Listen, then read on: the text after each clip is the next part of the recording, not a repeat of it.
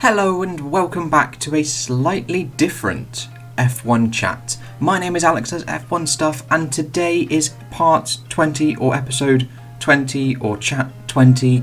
I don't know what to call it, but I've done 20 episodes of these things, and today it is actually completely different. I've broken the mould after 19 episodes and I am going straight to the F1 website. So today we are covering 3-ish articles, one sort of overview, which is this one here, and then 2 feature-length articles. So I haven't done an F1 chat for a little while. The last one was episode 19, where I can't remember what I talked about, as there hasn't really been much news, to be honest, or at least any official news that's come out, because I like choosing, if you go back through any of the F1 chats, I like choosing the information directly from the F1 website rather than going to Autosport or BBC News or Motorsport, the run of the rumour mill. Basically, I don't really like going through that. So it has actually taken me a while to form an F1 chat. Also, I've been enjoying putting out loads of content, even though no one's watching it. I've been putting out daily content because it's just a lot of fun to do in these lockdown times. Gives me something to do, gives me something to work towards. Got that F1.5 season for 2015 coming out. Part 1 should be out soon. I don't know when this is because I've fully recorded it and edited it. I'm just waiting to upload it as I've got a backlog of stuff that I've already edited and rendered still coming through. I'll sort that all out. But anyway, today we are going over the reduced 2021 F1 cost cap and the new sliding scale rules for aero testing. So this first article just gives a overview of the 2 articles that I will later go into, which are slightly longer, so I'm not entirely sure how long this video is going to be. But it should still run the same as an F1 chat. I'm just going to scroll through and read the article rather than read the snippets that pop up in the PowerPoint and stuff. It should all look the same, it's just a slightly different feel for myself recording it. So the FIA has approved a reduced cost cap for F1 teams and a new sliding scale rule for aerodynamic testing after a vote of the World Motorsport Council on Wednesday. So a cost cap had already been agreed by teams and the sport's governing body, which I did cover in an F1 chat a little while ago actually. But after Wednesday's vote, the cap for 2021 will be lowered from the original figure of 175 million per year to 145, with further reductions in the following years. And that will be covered in the later ones. I think it's going down to about 130 or 135 by 2023 or something like that. Oh, look at that. That's a nice picture of the, what would have been the 21 car in a wind tunnel. Obviously, we've seen loads of pictures of these before, fully rendered models and such, but that's actually the physical thing in a Sauber Aerodynamics wind tunnel. So the other big announcement from Wednesday's vote concerns a brand new sliding scale for aerodynamic development, which is also set to be brought in for 2021. Under the agreement, the lower a team finishes in the Constructors' Championship, the more wind tunnel time it will be allowed to develop the car the following year. It is hoped this move will allow the field to close up and prevent the bigger teams from gaining too much of an advantage over those with less resources. Now this, coupled with the budget cap, should actually bring it all together, but I do have some opinions on this sliding scale aero doodah, which I will get onto a little later on. So the FIA has also approved a measure to limit the downforce on the 2021 cars, with key parts of the cars, such as the chassis and suspension, staying fixed from 2020 to 2021, mainly as a cost-cutting measure. So the rule means teams will have to trim part of the floor to reduce the downforce created, largely so a new tyre compound will not be needed for next season, before a switch to 18-inch tyres in 2022. Which are these ones, the nice massive rim, low profile tyre compared to these big chunky boys. There were also a number of other tweaks in the pursuit of cutting costs and promoting sustainability. So a number of components, including the chassis and gearbox, have been frozen between 2020 and 2021. From next season, there will be a limitation on the number of upgrades a power unit manufacturer can do. And from 2021, the minimum weight increases 3 kilograms to 749. And then provisions can be made for open and closed events in 2020 in response to the coronavirus pandemic. So basically this article just gives an overview of the ideas that they're planning or have actually introduced. So we're now going to go over the feature length articles that come with both the cost cap and the sliding scale aerodynamics. So obviously, as this is a feature article, it's going to be a little long, but how F1's new sliding scale aero testing rules work and what impact they will have on the racing. So history will be made next season when Formula 1 introduces a radical new sliding scale for aerodynamic testing as part of a package of changes to the regulations, which includes the introduction of a cost cap, which we will cover later. Teams will be restricted to the number of wind tunnel testing runs and computer-aided designs hours they can do to develop their racing cars. It is hoped that, as well as reducing costs and making both individual teams and the championship more sustainable, it will also create a more level playing field that should lead to more competitive and unpredictable racing. So what has changed? In the years gone by, the amount of aerodynamic development was unrestricted. It meant that some teams ran their wind tunnels 24 hours a day, 7 days a week, and some teams even ran more than wind tunnel. So that kind of development helped teams gain crucial tenths of a second, but was hugely expensive. Obviously, you've got Mercedes, Ferrari and Red Bull spending several hundreds of millions of pounds a year. I think Mercedes is close to 400 million or something ridiculous this year. And obviously, if the budget cap is going down to 145, that is actually going to have some implications, which again, I'll talk about a bit later. So in recent times, restrictions have been introduced to the point that up until this year, teams were limited to 65 runs in the wind tunnel per week. But next season, in conjunction with the introduction of the cost cap, the default allowance will be reduced by more than 30% to just 40 runs per week.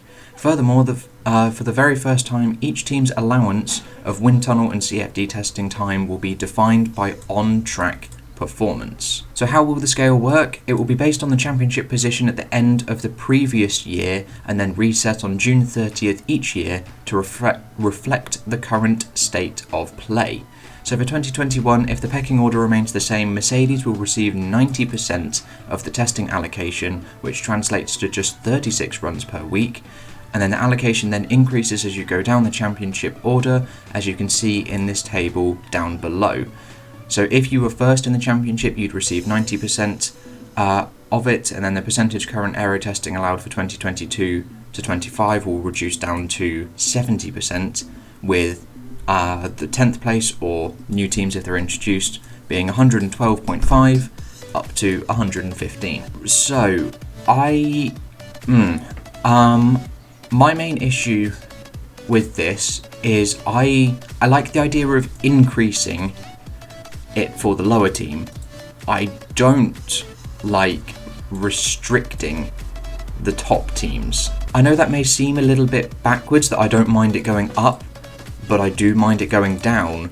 But if you set a regulation that you can do this many runs, it seems a bit unfair to take away those runs. Yes, this team may be first, but with the budget cap and now this restriction coming in, it's going to level the field out, so you're not going to have Mercedes, Ferrari and Red Bull at the top, or at the top as much anymore. So by restricting the runs to just 90% and then 70% later on, it is just a weensy bit on the unfair side. But I can see exactly where they're coming from and what they're doing, but I'd have preferred them to have allowed the top team to just run the maximum number, and then the lower teams run 120%, for example. However, if you take, for example, the analogy of Formula 1 fuel in the cars, so you're allowed 100 kilograms of fuel in your car. If, for example, Liberty Media go up to the last place team and say, you didn't perform too well last year, we're going to give you 120 kilograms worth of fuel to put in your car. But then they go, what's the point in that? Because we don't even put 100 kilograms of fuel in the car, even though you give us 100 kilograms. In essence, just by saying you can have more runtime, do they even hit the original 100%? So with the budget that a Williams, Sauber or a Racing Point have, do they even hit the 65 run a week limit? I don't know. I don't know. So by saying that they can have more, I don't know, that's just going to increase costs for them. Even with the budget cap, they're not even spending anywhere close to the new budget cap of 145. And like they've just pointed out in this article, it's hugely expensive to run these wind tunnels.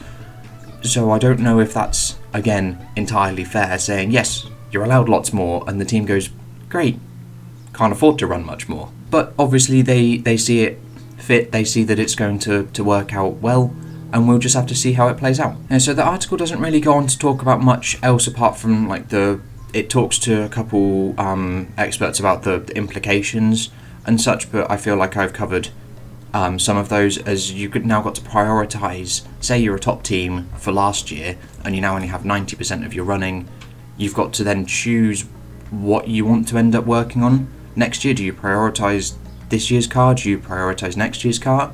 Because normally at this stage in the season, coming up to Silverstone before the halfway point, teams would already be working on the next year's car already, like well in advance of the season ending. So you've got to decide what projects you drop. Do you continue developing the current year's car that you're on and suspend next year, or do you, I don't know, it's something that they've got to juggle with. But going into our last article of today, it's another feature-length article, the 2021 F1 Cost Cap Explained, what has changed and why, with a nice little graph here showing a midfield team nowhere near reaching the cost cap, however a big team having their budget slashed a lot. So as announced in October last year, the aim of the new cost cap is to deliver a more competitive championship, promote a level playing field, and ensure the long-term financial stability and sustainability of Formula One's 10 teams. So since then, the coronavirus pandemic has had a huge impact across the globe. So in a bid to further foolproof the championship, the stakeholders make further changes to financial regulations. Don't ask me where I read that backwards. So what is the cost cap? It's fairly explanatory. Only allowed to spend a maximum amount of money. You are not unrestricted anymore. So initially the figure was set at 175 million for 2021 and placed in the newly created financial regulations, which now sit alongside and hold equal regulatory status with the more familiar sporting and technical regulations.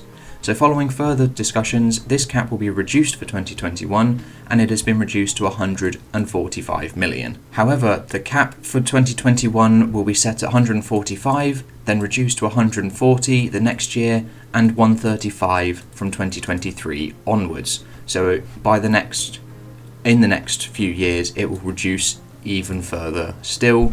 I don't think it's going to go much lower than 135. But again, I'm going to talk about these implications a bit later on. So how will the cap be regulated? A cost cap administration will be created to monitor compliance of the financial regulations. Several teams have indicated they would like to take part in a soft implementation period or dummy run this year to help identify and iron out any problems with their financial reporting systems and processes. So rulemakers have since strengthened the compliance monitoring and enforcement mechanisms within the regulations. This allows for the FIA to carry out site visits to an F1 factory during the season to ensure teams have the right processes in place to meet the financial regulations. And then what happens if teams spend too much? They will be penalised. There are 3 categories of the breaches. I'm not actually sure what those are. So the first is a financial penalty. The value of the fine will be determined by a case-by-case basis. The second is a monitoring sporting penalty, which will be a combination of a reprimand, deduction of constructors and or drivers points, and a ban for certain number of races, limitations on testing, both CFD and on-track. And the third is the material sporting penalty, which will be the most serious as it can involve all of the above, plus the exclusion from the World Championship. Oh damn. Okay, I didn't know that. But anyway, back to the cost cap and its implications. So take a team like Mercedes, for example. They spend close to 400 million a year, 350 to 400, roughly. They have 2 factories, Brackley and Brixworth, where they develop the car, and then HPP, the high-performance powertrains for the engine. Each employs well over 1,000 people. I think Brackley is close to 1,700, and Brixworth maybe just over 1,000, maybe close to 1,500, something like that. If you slash a company's budget in half, like they have done, by 2023 going to reduce it to 135 million. That's well over half Mercedes' current budget. We are possibly looking at some job losses, as there will be no way that Mercedes will be able to support those near 3,000 employees at both factories, excluding all of the mechanics, the race engineers, the top people as well. They can't. They won't be able to. As well as people will have to take pay cuts. You will not be able to pay people as much. I don't know where the drivers fall in this, like a driver salary, because obviously if you're Mercedes, and if driver salary does come into it, you're paying Lewis Hamilton 60 million a year, maybe 40 million a year or something like that. That's a third of your budget. Poof, gone on the driver alone. But I'm fairly sure drivers don't come into it. So we could end up seeing the teams massively reduced in numbers. So I'm not sure what they can do about that. And there we are, back to the home page. I think that is all I've got time for. I've been speaking for about 20 minutes now. I'm going to edit this video and upload it. Hope you have enjoyed, and I will catch you in the next video with whatever I decide to make. I'll see you guys then. Whoa, we're not ending the video there. Literally stopped recording, picked up my phone, answered a message, then I had this story come through. Organisers confirm the Dutch Grand Prix will not be held in 2020. Literally 7 minutes ago, shortly after I stopped recording this video. I haven't even had a chance to look at the footage after I've recorded it or even put it into the editor yet.